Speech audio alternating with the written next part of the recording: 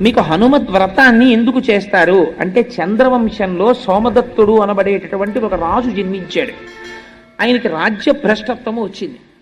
రాజ్యమును ఆయన యొక్క శత్రువులు యుద్ధంలో ఓడించి తీసుకుపోయారు.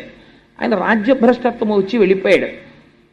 ఆ కాలములో అప్పటికప్పుడు విజయము కలగాలంటే ఏ వ్రతము చెయ్యాలి అన్నారు. పంపాతీరమునందు కూర్చుని మార్గశిర శుద్ధ త్రయోదశి నాడు చేసేటటువంటి వ్రతం అనుకోకుండా తిథి వచ్చింది.